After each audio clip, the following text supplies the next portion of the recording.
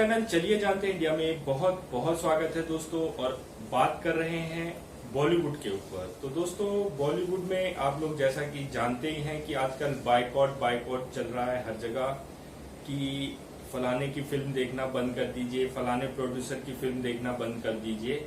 तो दोस्तों उससे कुछ नहीं होने वाला, इनको रत्ती भर भी फर्क नहीं पड़ेगा। जिस तरीके से चाइना के सामान को अगर हम बायकॉट करते रहेंगे और उसको भी कोई भी फर्क नहीं पड़ने वाला, क्योंकि हम लोग आदी हो चुके हैं। चाहे वो चाइना के सामान हो या फिर सलमान और बड़े ग्रुपिज्म वाली हीरो या डायरेक्टर हैं, उनकी फिल्मों के हम लोग आदी हो चुके हैं। भले ही महीना, 1.5 महीना, 2 महीना हम लोग कितना भी चिल्ल पों कर लें, लेकिन इनकी फिल्म रिलीज होते ही हम लोग टिकट खरीदेंगे और पॉपकॉर्न खाएंगे और मजे से इनकी फिल्में देखेंगे। तो दोस्तों बायकॉट करना कोई सोल्यूशन नहीं है।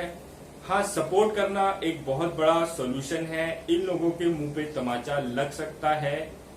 तो दोस्तों हमें सपोर्ट किसको करना है वो मैं लास्ट में बताऊंगा और किस तरीके से करना है। पहले जान लेते हैं इन बॉलीवुड या फिल्म इंडस्ट्री में माफिया किस तरीके से जोर पकड़े हुआ है, इनकी दादागिरी किस तरीके से चलती है।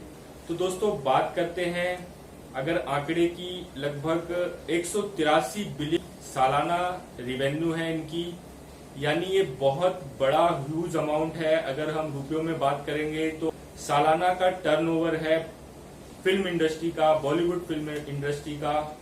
और बात करें तो ज्यादातर जो अमाउंट है इसमें 70% अमाउंट इसमें से आता है थिएटर के माध्यम से, यानी सिनेमा हॉल के माध्यम से। और बाकी का जो रिवेन्यू अर्न होता है वो और सोर्सेज होते हैं उससे अर्न होता है। तो बात करेंगे तो इतनी बड़ी इंडस्ट्री को ये क्यों छोड़ दें, क्यों ये बाहर से आने वाले लोगों के भरोसे या उनकी इनकम क्यों करवाएं, क्यों इनको आगे निकलने दें। तो यही सबसे बड़ी रणनीति होती है। इन जो गैंग बना करके बैठे हैं, चाहे वो अगर हम बात करें तो बड़ी बड़ी डायरेक्टर जो है, यशराज फिल्म आप देख लीजिए, टी सीरीज देख लीजिए, और भी कई ऐसे, धर्मा प्रोडक्शन जो कि करण जौहर का है, ये लोग एक ग्रुप बना करके बैठे हैं। इनको पता है कि हमें अपने ही लोगों को लॉन्च करना है, रीलॉन्च करना है, चाहे वो फ्लॉप हो, चाहे फिल्म कैसी भी जाए, थिएटर पे हमारी ही फिल्म लगेगी। हम ही जिसको चाहेंगे उससे एक्टिंग कराएंगे, हम जिससे चाहेंगे गाना गवाएंगे। तो दोस्तों ये सारी चीजें, ये दादागिरी इन लोगों की है। तो दोस्तों होता कैसे है, क्या कारण है, क्यों प्रोड्यूसर और डायरेक्टर और नहीं मिलते। यही प्रोड्यूसर होते हैं, यही डायरेक्टर होते हैं और यही डिस्ट्रीब्यूटर भी होते हैं दोस्तों, क्योंकि अलग अलग नाम से, चाहे यशराज फिल्म की बात करें तो ये डिस्ट्रीब्यूशन भी करते हैं, और जो थिएटर में पिक्चर लगती है उसका डिस्ट्रीब्यूशन भी इन्हीं लोगों के हाथ में है। किसकी फिल्में लगनी है, किसकी फिल्में नहीं लगनी, ये भी यही तय करते हैं। किस तरीके से, अगर आप बात करेंगे कि फिल्म इंडस्ट्री में, बॉलीवुड में लगभग हर साल 100-125 फिल्में रिलीज होती हैं, जिसमें से 80% फिल्में यही लोग बनाते हैं और यही लोग उसमें हीरो होते हैं। अपनी मनमर्जी की फिल्म बना करके हीरो और गाने वाले, चाहे कंपोजर, चाहे लिरिक्स, चाहे जो भी हो, ये अपनी मनपसंद के रखते हैं। तो दोस्तों बचते हैं 20% लोग, यानी 20% फिल्में जो कि छोटे डायरेक्टर और छोटे प्रोड्यूसर बनाते हैं। कम बजट की फिल्में होती हैं और इन्हीं में छुपे होते हैं वो कलाकार जो इन फिल्मों में काम कर रहे होते हैं, चाहे वो राजकुमार राव हो, इरफान पठान हो, या फिर बात कर ले मनोज वाजपेयी हो, और भी कई ऐसे एक्टर जो कि किसी के कोई गॉडफादर नहीं है उनका, ना ही कोई चाचा भतीजावाद है। ये लोग आते हैं थिएटर से, स्कूल ऑफ ड्रामा से एक्टिंग सीख करके अपने सपने लेकर के पहुंचते हैं, लेकिन इनके साथ ये सीन बनाया जाता है। 20% फिल्में ये लोग करते हैं इस पूरी फिल्म इंडस्ट्री में, जो हर साल 100 फिल्में बनती हैं या 100-125 फिल्में बनती हैं। तो दोस्तों इनका बजट तो कम होता है, लेकिन कभी कभी क्या होता है कि कोई हीरो सक्सेस कर जाता है अपनी एक्टिंग के दम पे, वो चल जाता है, तब ये लोग क्या करते हैं, तब इनको खतरा महसूस होता है कि अगर ये लोग आगे जाएंगे तो हो सकता है सुपरहिट हो जाएं, और ये यहां से शुरू करते हैं अपना खेल, चाहे वो यशराज फिल्म हो, चाहे धर्मा प्रोडक्शन हो, कोई भी हो। ये क्या करते हैं, उस एक्टर को अपने ऑफिस बुलाते हैं और उसके बाद एक एग्रीमेंट साइन करवाते हैं।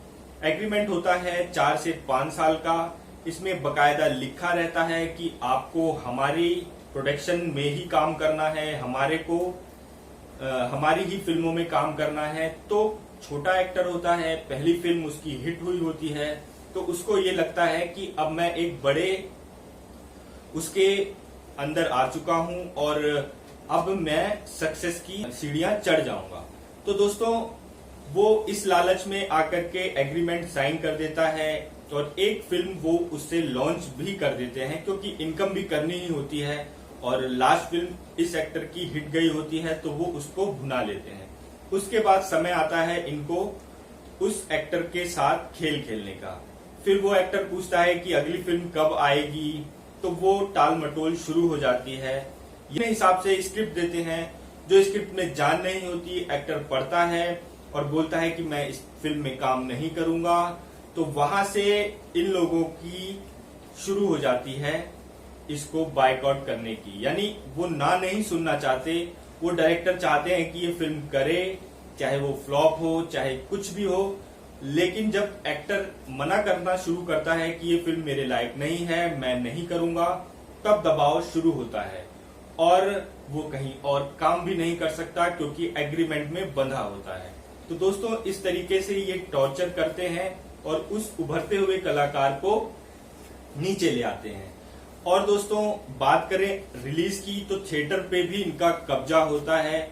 मान लीजिए कि आपने कुछ मशक्कत करी, आपने कभी एग्रीमेंट साइन नहीं किया, आपने अच्छे डायरेक्टर को ढूंढा और एक प्रोड्यूसर को ढूंढा और आपने अब एक अलग से पिक्चर बनाई, इन सबसे अलग हट करके। तो दोस्तों, बात करनी है, अगर पिक्चर बनाई है तो आपको रिलीज तो करनी ही पड़ेगी। अब रिलीज के लिए थिएटर चाहिए और थिएटर पे कब्जा होता है इन्हीं लोगों का। तो एक ऐसी ही कहानी है जिसमें अजय देवगन ने अपनी प्रोडक्शन में एक फिल्म बनाई थी और उसी दौरान यशराज की भी बैनर तले एक फिल्म आनी थी और ये दोनों फिल्में क्रैश हो रही थी एक ही दिन रिलीज होने के लिए।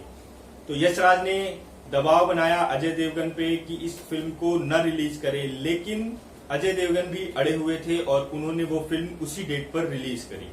तो दोस्तों, जज्बा या दम होना चाहिए इनसे लड़ने के लिए। शायद कुछ कलाकार हैं जो अपना प्रोडक्शन भी बना रहे हैं और डायरेक्ट भी कर रहे हैं, जिसमें जॉन इब्राहिम आते हैं और भी कई ऐसे कलाकार हैं जिनके पास पैसा है, प्रोडक्शन हाउस उन्होंने बना लिया है और डायरेक्टर के साथ मिलकर के फिल्म बनाते हैं। लेकिन वो रिलीज करने की दिक्कत फिर भी आ ही जाती है कि फिल्म को रिलीज कैसे किया जाए, थिएटर पे कब्जा है इन लोगों का।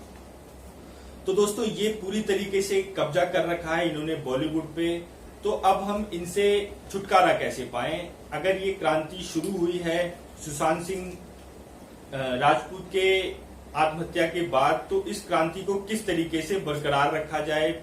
तो सीधा सिंपल हिसाब है, इनकी फिल्मों को बायकॉट ना करें, बल्कि उन एक्टरों की फिल्मों को सपोर्ट करें जो कि अपने दम पर हैं, उनका कोई गॉडफादर नहीं है, छोटे बजट की फिल्म है और डायरेक्टर भी ऐसा है जिसको आप लोग नहीं जानते। तो अगर ऐसी फिल्में रिलीज होती हैं, चाहे वो छोटे थिएटर पे रिलीज हो, ज्यादा से ज्यादा आप लोग वहां पहुंचें और फिल्मों को देखें, तो ऑटोमेटिक इनके मुंह पे तमाचा लगना शुरू हो जाएगा।